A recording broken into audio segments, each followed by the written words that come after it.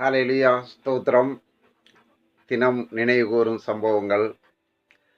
நான் வேடந்தாங்கல் போயிருந்தேன். வேலை அர்ஜென்ட்டாக இருந்ததுனால வேடந்தாங்கல் போய் சுற்றியும் பார்க்க முடியல. இது செல்ஃபோனில் எடுக்கிற வீடியோனால டவர் சரியாக கிடைக்கல. ஸோ சுற்றி பார்க்க நேரமும் இல்லை. சென்னைக்கு வந்துட்டேன். இருந்தாலும் அங்கே நடந்த சம்பவங்கள் அப்படி மனசுக்குள்ளே இருக்குது. இன்றைக்கி அதற்கு உண்டான வீடியோ. ஸோ அன்னைக்கு மதியான வேளையில் சாப்பாடு என்னுடைய ப்ரெசன்டேஸாக இருந்து மீன் வாங்கி சமையல் பண்ணியிருந்தாங்க. மத்தியானம் சாப்பிட்றதுக்காக உட்காந்துட்டு இருக்கும்போது அங்கே ஆடு மாடு வாத்து எல்லாம் வளர்க்குறாங்க. நல்லா இயற்கையாக இருக்குது. திடீர்னு பார்த்தா ஒரு நாய் ரொம்ப நோஞ்சா மாதிரி இருந்துச்சு. ஆனால் சின்ன வயசு கம்மியான குட்டி தான். ஆனால் ஒரு மாதிரி எலும்பு தோலுமாக இருந்துச்சு. பார்த்த உடனே எனக்குள்ள ஒரு பரிதாபம், பாவமாக இருக்கே அப்படின்னு சொல்லிட்டு சாப்பிட்டுட்டு இருக்கும்போதே கொஞ்சம் மீனை கலந்து சாப்பாடும் பண்ணி கொஞ்சம் சாப்பாடை கொண்டு வச்சுட்டு உட்காந்து நான் சாப்பிட்டுட்டு இருக்கேன். திடீர்னு பார்த்தா அங்கேருந்து ஒரு 5 வாத்து வளர்க்குறாங்க. அந்த 5 வாத்து அந்த நாயை கொத்தி விரட்டி விட்டுட்டு அந்த சாப்பாடை அது சாப்பிடுதுங்க. என்னண்ணே அப்படின்னு கேட்டோம்னா, ஆமாண்ணே அந்த வாத்துங்க மோசமானதுங்க. நாயே கொத்தி விரட்டிவிட்டு அதில் இருந்த மீன் குழம்பு எல்லாத்தையும் வச்சு அடிக்குது பாருங்க அப்படின்னாரு. ஸோ அதை வீடியோ எடுத்து போடுறது கூட எனக்கு அப்போ சரியான சுச்சுவேஷன் இல்லை. சரின்னு அப்புறம் கொஞ்சம் சாப்பாடை போட்டு இன்னொரு பக்கத்தில் கொண்டு அதே நாய்க்கு சாப்பாடை வச்சேன். அங்கே இன்னொரு குட்டி நாய், அதை விட குட்டி நாய் அதை விரட்டி விட்டுட்டு அது அந்த சாப்பாடை சாப்பிடுது. இது என்னண்ணே அப்படின்னு. ஆமாண்ணே, இளிச்ச வாயினா இருக்கிற வரைக்கும் எல்லாம் இப்படி தானே வாழ்க்கையில். ஒன்றும் உடல் பலம் இருக்கணும், இல்லைன்னா ஜாதி பலன் இருக்கணும், சமுதாய பலன் இருக்கணும். எந்த பலன் இல்லாமல் நோஞ்சாமல் இருந்தால் எங்கே பிறந்தாலும் இதான் பிரச்சனைங்கிறதுக்கு இந்த நாய் கூட ஒரு உதாரணமாக இருக்குன்னு எல்லாரும் சிரிச்சுக்கிட்டு இருந்தோம். ஸோ அந்த நாய்க்கு மறுபடியும் நான் இன்னொரு இடத்துல கொண்டு சாப்பாடு வச்சு என்னுடைய ஆத்ம திருப்தியை ரெடி பண்ணிக்கிட்டேன். பாருங்கள், ஒரு நாய்க்கு சாப்பாடு வச்சா வாத்து அதை விரட்டிட்டு அதை பிடிங்கி சாப்பிடுது. சரி, ஐயோ பாவம்னு இன்னொரு இடத்துல சாப்பாடு வச்சா அதை விட பலமான நாய், ஆனால் வயசு கம்மி, அதை விரட்டிட்டு அது சாப்பிடுது. இது நோஞ்சாராகவே இருக்குது, அதால் சாப்பிட முடியலைங்கும்போது அங்கே சிரிச்சுக்கிட்டு இருக்கும்போது ஒரு யூடியூப்பை பார்த்துட்டு இருந்தார். ஒரு தாயின் கதறல், ஒரு பெத்த தாயின் கதறல், வயிறு துடிக்குது. ஐயா, என் பிள்ளை ஒரு தப்பும் பண்ணலை ஐயா. என் பிள்ளை இருக்கும்போது நீ தான் நல்லவன், நம்மளை இப்படி பேசிட்டான், போய் வெட்டியா அப்படின்னு சொல்லிட்டானுங்க. என் பிள்ளை சூதுவாக தெரியாமல் போய் வெட்டி புட்டாயா, தப்பு தான்யா. இப்போ என் பிள்ளையும் வெட்டி புட்டாங்கய்யா, என் வயிறு துடிக்குதான்னு சொல்லி ஒரு தாயோட கதல். அதை பார்த்துட்டு இருக்கும்போது எனக்கு ஒரு பெரியவங்க சொன்ன சம்பவம் ஞாபகத்துக்கு வந்துச்சு. அதாவது நாம் பள்ளி வாழ்க்கையிலே நிர்ணயிக்கப்படுகிறோமா. நம்ம 100 பேர் ஒரு ஸ்கூலுக்கு போகிறோம்னா சிறு வயசில் சின்ன சின்ன தவறுகள் செய்கிறது சகஜம். உதாரணத்துக்கு ஒரு பேனா எடுத்துகிட்டு வர்றது, ஒரு பென்சில் எடுத்துகிட்டு வர்றது, ஒரு ஜாமெண்ட்ரி பாக்ஸ் எடுத்துகிட்டு வீட்டுக்கு வந்துட்டோம்னா 100 பிள்ளைங்களில் ஒரு சில பிள்ளைங்க எடுத்துக்கிட்டு வருமா. அப்போ அந்த தாயானவங்க என்ன சொல்லுவாங்களாம், நீ படிக்க போகிறா, இதில் சின்ன சின்ன பொருட்கள்லாம் எடுத்துகிட்டு வந்தீங்கன்னா இது உன்னை பெரிய திருட்டு வேலையில் பார்த்து அந்த ஊரில் அவனை பாரு இவனை பாரு இந்த மாதிரி திருட்டில் பெரிய லெவலில் போய் மாட்டி போயிட்டான், இதெல்லாம் செய்யக்கூடாது செல்லம், இது நல்லது இல்லை அப்படின்னு சொல்லி கண்டித்து அறிவுரை பண்ணி அதை கண்ட்ரோல் பண்ணிடுவாங்களாம். இதில் ஒரு சில தாய்கள் என்ன சொல்லுவாங்களாம், பென்சில் தானே, பேனா தானே அப்படின்னு விடுவாங்களாம். அந்த பிள்ளைங்க கெட்டு போயிடும். உதாரணத்துக்கு அந்த பிள்ளைங்களை வச்சுக்கிட்டு இந்த மாதிரி தாய்ங்க நம்ம சொந்தக்கார் பெரிய பணக்காரு, இதிலலாம் கலப்படம் பண்ணி பெரிய பணக்காரர் ஆகிட்டாரு, இது நம்ம சொந்தக்காரு இந்த 2ஆம் நம்பர் தொழில் பண்ணி பெரிய கோடீஸ்வரனாக இருக்கிறாரு, இது நம்ம சொந்தக்காரரு பெரிய பெரிய தப்புலாம் பண்ணி இப்படிலாம் பணக்காரராக இருக்கார், பணமே வாழ்க்கையாக இருக்குதுன்னு சொல்லும்போது அந்த பிள்ளைகளுக்கு அந்த வாழ்க்கை மேலே இன்ட்ரெஸ்ட்டு போகிறதுக்கு இந்த பேனா பென்சில் ஒரு காரணமாகவும் இருக்குது. அதை நல்வழியை கற்றுக் கொடுக்காத ஒரு தாயும் காரணமாக இருக்கிறாங்க ஸ்கூல் வாழ்க்கை. 2வது ஒரு காரியம் சொல்கிறாரு, பிள்ளைங்க ஸ்கூலுக்கு போயிட்டு வரும்போது அடிதடி போடுறது சண்டை போடுறதுலாம் சகஜமான காரியம், இது மனித இயல்பு.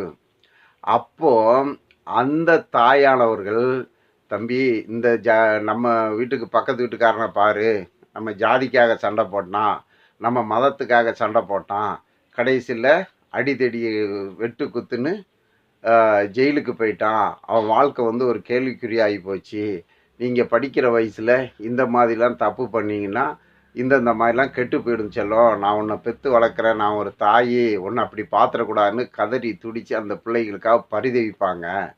அதில் ஒரு சில தாய்ங்க இருக்கிறாங்க. என் சொந்தக்கார் யார் தெரியுமா? இத்தனை பேரை வெட்டிட்டு வந்தவர். எங்கள் மாமா யார் தெரியுமா? ஊர் பேரை சொன்னாலே அதிரும். எங்கள் மாமா இந்த 2ஆம் நம்பர் தொழில் பண்ணுறாங்க, இப்படி பண்ணுறாங்கன்னு சொல்லி அந்த பிள்ளைங்களுக்கு நல்லறிவுகளை கொடுக்காத பட்சத்தில் அந்த பிள்ளைங்க கேடான வழிகளுக்கு போகிறதுல ஒரு வகை சகஜம். உதாரணத்துக்கு இந்த ஜாதி சண்டை, மத சண்டை, ஊர் சண்டை போடுறவங்களுடைய வாழ்க்கையில் வந்து பார்த்திங்கன்னா, நானும் சென்னையில் ஒரு ஜாதிகளுக்காக கொலை பண்ணிட்டு குற்றவாளியான ஒருவரை சந்தித்தேன். அவரும் ஒரு கிறிஸ்டின் தான். அவருக்கு வேத வசனங்கள்லாம் தெரியுது, எல்லாம் பருது. ஆனாலும் ஏதோ தெரியாமல் போய் அந்த பாவத்தில் விழுந்துட்டார். சரி, அவருக்கு என்ன மரியாதை இருந்துச்சுன்னு பார்த்தீங்கன்னா, அவரை அந்த சமுதாயத்துக்காரங்க எதுக்கு யூஸ் பண்ணுறாங்க அப்படின்னா, அந்த சமுதாயத்தை சேர்ந்தவங்க இங்கே வந்து 2ஆம் நம்பர் தொழில் பண்ணிக்கிட்டு இருப்பாங்க பெரிய லெவலில். அதுக்கு பாதுகாப்புக்கு ஒரு அடியாள் தேவை. இப்போ நம்ம கவர்மெண்ட்டுக்கு போலீஸ் ஸ்டேஷன், மிலிட்ரி எப்படி தேவையோ, அந்த மாதிரி அவங்க லொக்கேஷனுக்குள்ளே அந்த வேலையை செய்ய ஆட்கள் தேவைங்கும்போது, இந்த மாதிரி அடிதடி போடுறவங்க அவங்க சமுதாயத்து ஆளுங்களை தூக்கி கொண்டாங்க வச்சு நல்ல மீசையெல்லாம் வச்சுட்டு உட்காந்துட்டு இருப்பார். ரொம்ப மரியாதை கிடைக்கிற மாதிரி அவர் நினப்பு. ஒன்றும் கிடையாதுங்க. அந்த நேரத்தில் அவருக்கு ஒரு பெரிய அமௌண்ட்டை கொடுத்துட்டா அவர் அதை அடிக்கலாம், அதை வளர்க்கலாம் தள்ளாமே தவிர, கோயிலுக்கு நேர்ந்து விட்ட ஆடு மாதிரி, கோயிலுக்கு நேர்ந்து விட்ட ஆடு மாதிரி ஒரு குறிப்பிட்ட காலத்தில் செத்து மடிஞ்சு போயிடுவார்.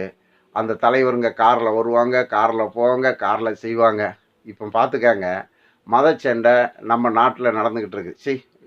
எல்லா நாட்டிலையும் நடந்துக்கிட்டு இருக்குது. இந்த மதச்சண்டையை பாருங்கள், இந்த நாட்டு அரசனும் பாதுகாப்பாக இருப்பான், அந்த நாட்டு அரசனும் பாதுகாப்பாக இருப்பான். ஸோ தலைவர்கள், அந்த மக்களும் இராணுவம் தான் அடிச்சுக்கிட்டு சாவும். இவங்களுக்கும் பிரச்சனை இல்லை, அவங்களுக்கும் பிரச்சனை இல்லை. அதே மாதிரி இந்த சமுதாயத்தில் ஜாதி சண்டை, மத சண்டை, ஊர் சண்டைலாம் அவங்க தலைவருங்க நல்லா இருப்பாங்க, பாவம் இந்த ஜனங்க தான் அடிபட்டு செத்துட்டு கிடப்பாங்க. அப்போது இவங்களுக்கு என்ன மரியாதை இருக்கும், என்ன பாதுகாப்பு கிடைக்கும்? இந்த ஊருக்காரங்க இவங்க செய்கிற 2ஆம் நம்பர் தொழில்களுக்கு பாதுகாப்பாக இவங்கள தூக்கி வச்சுக்கிட்டுறாங்க, அவங்களுக்கு சலுகை செய்கிறாங்க. அவங்களுக்கு ஒரு வசதியும் கிடையாது. இப்போ உதாரணத்துக்கு எடுத்துக்காங்களா, ஒருத்தன் வந்து மத சண்டையை போட்டுட்டு இல்லை ஜாதி சண்டையை போட்டுட்டு ஒரு குற்றவாளியாக வந்துட்டான், ஜெயிலுக்கு போயிட்டு வெளியே வந்துட்டான். நீட் தேர்வில் எக்ஸாம் எழுதி ஃபஸ்ட் ரேங்க் வாங்கின ஒரு டாக்டர் பொண்ணு வந்து, என் மத தலைவனை, எனக்காக வீரன் செத்தவனை, நான் உன்னை கல்யாணம் பண்ணிடுறேன்னு வருவாங்களா? யாராவது பொண்ணு கொடுப்பாங்களா? இல்லை ஒரு இன்ஜினியரோ ஒரு டாக்டரோ ஏதோ ஒரு பொண்ணுங்க வந்து, எனக்கு ஜாதிக்காக செத்தவனை உடனே நான் மனம் முடிச்சுக்கிறேன்னு கல்யாணம் பண்ணிக்குவாங்களா? இவனே தப்பி தவறி அவங்க ஜாதிக்கார பொண்ணு ஒரு படித்த பொண்ணையோ வசதியான பொண்ணா அவங்களே இவனை போட்டு தள்ளிடுவாங்க. ஏன்னா இவன் இங்கேயும் குற்றவாளி, அங்கேயும் குற்றவாளி, வளர்த்து விட்ட கோயில் மாடு. இது தாங்க லைஃபு. தேர்டு, ஸ்கூலுக்கு போகிற நேரங்களில் பிள்ளைங்களை கிண்டல் பண்ணுறது, லவ் பண்ண போகிறது எல்லாமே சகஜமானது. அப்பவும் ஒரு தாய், ஐயா இது தப்பு, இப்படி போனவன் படிப்பு கெட்டு போயிடும், இவங்கள பாரு அவங்கள பாருன்னு போதிப்பாங்க. ஆனால் சில தாய்ங்க என்ன பண்ணுறாங்க, எங்கள் தாத்தா 4 சின்ன வீடு வச்சுருந்தாரு, எங்கள் மாமன் சின்ன வீடு வச்சுருந்தாரு, எங்கள் தாய் இப்படி போனால், அந்த தாய் இப்படி போனான்னு பேசினா அந்த பிள்ளைகளுக்கு என்ன வரும்? ஆக மொத்தம் ஒரு குடும்பம்தான் கதறையும் செய்து, ஒரு குடும்பம்தான் ஒரு பிள்ளைங்களையும் கெடுக்குது. அதுதான் வேதம் சொல்லுது, முதலாவது உன் தேவனுக்கும் பின்பு உன் தாய் தந்தைக்கும் கீழ்ப்படுவையாக. ஆமாங்க, கடவுள் மட்டும் சொல்லுகிறார், அது இந்த கடவுள் அந்த கடவுள் தேவையில்லை. நன்மையை செய்யுங்கள், நன்மையை பெறுங்கள், நன்மையை நாடுங்கள், நலமானதை தேடுங்கள் இருக்கு. ஆனால் இந்த மனிதர்கள் நம்மளுக்கு மதத்தின் சார்பாகவோ இல்லை ஜாதிகளின் சார்பாகவோ கெட்ட வழியில் இழுக்க வந்தால் நாமளை காப்பாற்றுறது கடவுள் கொடுத்த வேதங்கள் மட்டுமே. அதனால் என் அன்பு யூடியூப் தோழர்களை, நீங்களும் சரி உங்கள் பிள்ளைங்களும் சரி, சமயம் வாய்த்தாலும் வாய்க்காமல் போனாலும் வேதங்களை தேடுங்கள், வேதங்களில் சத்தியங்களை கற்றுங்கள், உங்கள் வாழ்க்கையை சீர்படுத்துங்கள். இது என் அன்பின் வேண்டுகோள். இப்போ இதில் நான் சொல்ல போகிறது, இந்த ரவுடிகளுடைய வாழ்க்கைகள் வந்து பகா கேவாங்க. அவனை ரோட்டில் பார்த்தா தலைவா நல்லா இருக்கியாம்பாங்க, ஒரு டீ சாப்பிடியாம்பாங்க.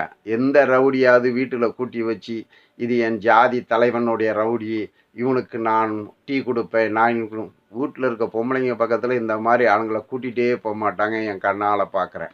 கடைசியில் என்னைக்காவது ஒரு நாளில் என்கவுண்டர்லையோ இல்லை இவங்களுடைய எதிர்பார்ட்டியாலேயோ சுடு போட்டோ வெட்டு போட்டோ செத்து போயிடுவான். ஐயோ பாவம், அந்த பெத்த தாய் வயிறு எப்படி பாதிக்கும்? அதனால் நாணல்களை போல் வளைந்து போவோம். சில இடங்களில் சந்தர்ப்ப சூழ்நிலைகள் சரியில்லைன்னா நாம் ஒதுங்கியும் வளைஞ்சியும் போகணும். இதுதான் கடவுள்களே செய்திருக்காங்க. அதனால் வேதங்களை படியுங்கள், சத்தியங்களை நாடுங்கள், சத்தியங்களை தேடுங்கள், ஒரு தாயின் கதறலிருந்து தப்பியுங்கள்.